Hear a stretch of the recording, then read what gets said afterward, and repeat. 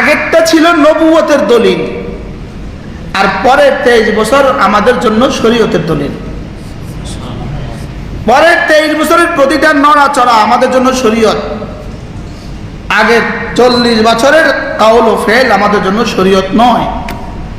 এই জন্য আগের 40 বছরে রাসূল 25 বছরে 40 বছরের নারী বিয়ে করেছেন, আমাদের জন্য 25 বছর বয়সে 40 বছরের নারী বিয়ে করা শরীয়ত নয়। বুঝেন নাই কথা কি বলছি? 25 বছরের যে কোনো মুসলিম যুবক 40 বছরের নারী বিয়ে করা কি নয়? সুন্নত নয়। কেন? এটা নবুয়তের আগের ঘটনা। বলেন, নবুয়তের আগের 40 বছরের প্রতিটা ঘটনা শুধুই আলোচনা করা যাবে বারাকাতের জন্য। আলোচনা করা যাবে কেন? বরকত অর্জনের জন্য। আলোচনা করা যাবে বরকত হাসিলের জন্য, লেকিন এটা মানার প্রয়োজন পড়বে না। কারণ কি? শরীয়তের দলিল নয়। শরীয়তের দলিল কবে থেকে?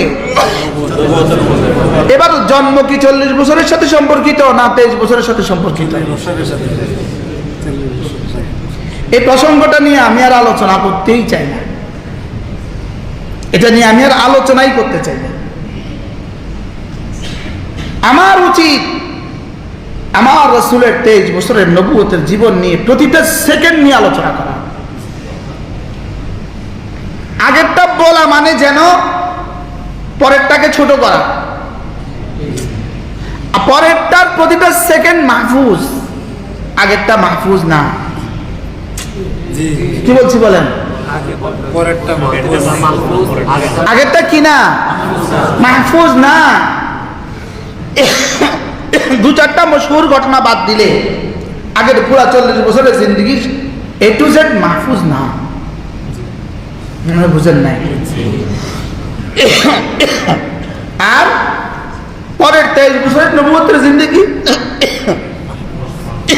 প্রতিটা সকাল, প্রতিটা সন্ধ্যা, প্রতিটা শবরোজ, প্রতিটা লাইল নাহার, প্রতিটা সুহ শাম, প্রতিটা ইশারা মাহফুজ।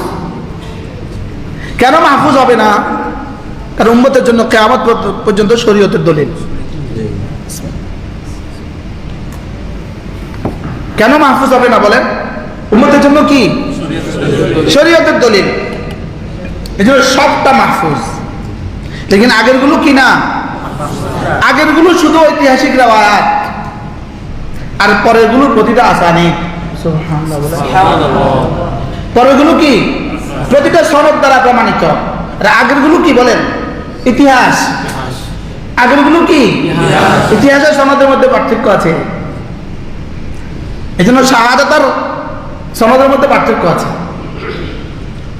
শাহাদাত আর আদালতের মধ্যে পার্থক্য আছে। রাবির আদালতের মধ্যে আর শাহাদাতের মধ্যে কি আছে? শাহাদাতের আদালতের মধ্যে আর রাবির আদালতের মধ্যে পার্থক্য আছে। বহরহাল আমরা রাসূলের জন্ম থেকে মৃত্যু পর্যন্ত, ওফাত পর্যন্ত পুরো 63 বছরের নবুয়তের জিন্দেগি আমাদের কাছে আগেরটাও আলোচনার, পরেরটাও আলোচনার। আগেরটাও দামি, পরেরটাও দামি, লেকিন আগেরটা আমার মানার বিষয় না, পরেরটা আমার মানার বিষয়। ক্লিয়ার? কি বলছি বলেন? আগেরটা কোনোভাবেই আমার জন্য মানার বিষয় না। রাসূল জন্মের সময় খতনা করা অবস্থা আসছেন, আজকের আশিকে রাসূলরা জন্মের সময় খতনা করা অবস্থা আসছে। রাসূল জন্মের পরে কালেমায়ে শাহাদাত পড়েছেন, আজকের আশিকে রাসূলদের ছেলে মেয়েরা জন্মের পরে কালেমায়ে শাহাদাত পড়ে। রাসূল হাসছেন তো রাসূলের মাথার উপরে মেঘে ছায়া দিছে, আমাদের উপরে মেঘে ছায়া দেয়। গাছে সেজদা দিছে, আমাদেরকে গাছে সেজদা দেয়। এই সব কেন? এই নবী হবেন। ইনি কি হবেন? এই বাচ্চা বাচ্চা না, এই বাচ্চা নবী হবে। এই শিশু শিশু না, এই শিশু নবী হবে। এই কিশোর কিশোর না, এটা নবী হবে। এই বালক বালক না, এটা নবী হবে। নবী কি হবেন? এই জন্য আগের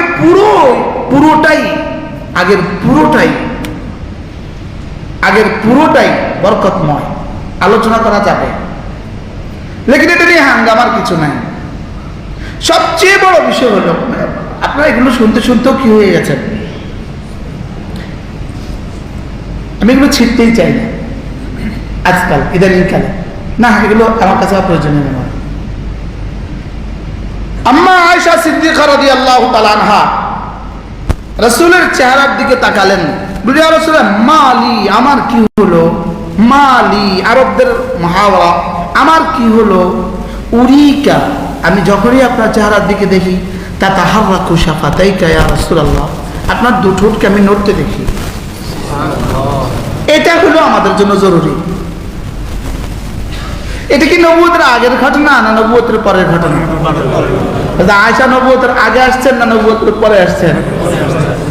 মালি উরিকা তাতাহাররাকু শাফাতাইকা ইয়া রাসূলুল্লাহ, আমার কি হলো, আমি যখনই আপনার দিকে তাকাই তখনই দেখি আপনার ঠোঁট নড়ে। আল্লাহর নবী বললেন, আয়েশা কেন নড়বে না, আমারানি রব্বি বিআরবাআতি আশিয়া, আমার রব আমাকে 4টা জিনিস বেশি করে করতে বলেছেন, ওই 4টা দিয়ে আমি আমার ঠোঁট নাড়াই। সুবহানাল্লাহ। আশিকে রাসূল যে হবে তার ঠোঁট নড়বে, তার ঠোঁট নড়বে। হযরত আয়েশা বলেন, ইয়া রাসূলুল্লাহ কোনটা দিয়ে আপনি ঠোঁট নাড়ান? আমারানি রব্বি বিআরবাআতি আশিয়া, আমার রব আমাকে 4টা জিনিস বেশি করে করতে বলেছেন। ফাসাব্বিহ বিহামদি রাব্বিকা ওয়াস্তাগফিরহু ইন্নাহু কানা তাওয়াবা, আমার রব আমাকে বলেছেন আমি যেন তাসবিহ বেশি বেশি পড়ি, আমি যেন ইস্তিগফার বেশি বেশি পড়ি, আমি যেন তাহমিদ বেশি বেশি করি, আমি যেন তাওবা বেশি বেশি করি। এই 4টা দিয়ে আমাকে আমার রব ঠোঁট নাড়াতে বলেছেন। এজন্য আয়েশা আমার ঠোঁট আমি এই 4টা দিয়ে নাড়াই।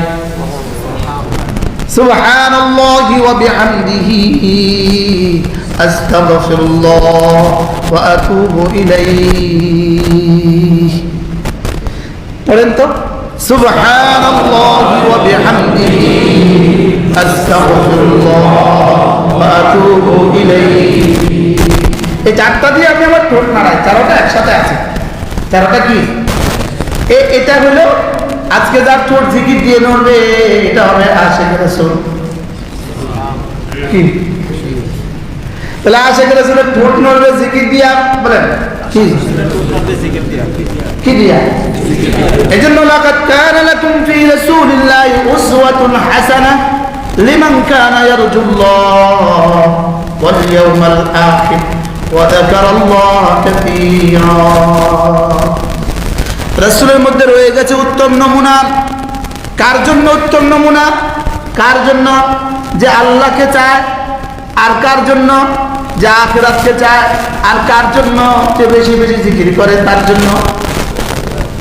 আচ্ছা, রাসূল কি শুধু জিকিরওয়ালার জন্য নমুনা নাকি সবওয়ালার জন্য নমুনা? রাসূল কি শুধু জিকিরের জন্য নমুনা না সবকিছুর জন্য নমুনা?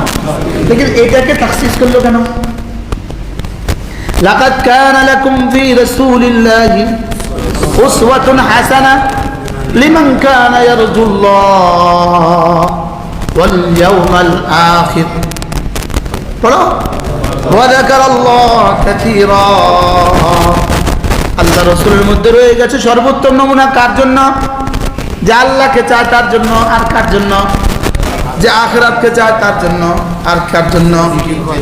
যে জিকির করে বেশি বেশি তার জন্য। এটাকে কেন বললেন? এটাকে কেন বললেন? আল্লাহ জানতেন কিয়ামতের আগে শুধু জিকির দিয়া তরিকা বাইর হবে, জিকির দিয়া তরিকা বাইর হবে। বাস্তব না বাস্তব?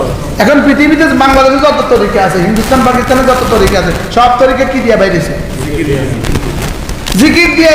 কোন তরিকার জিকির? এই তরিকার জিকির। কোন তরিকার জিকির? এই তরিকার জিকির। এই কোন তরিকার জিকির? এই তরিকার জিকির।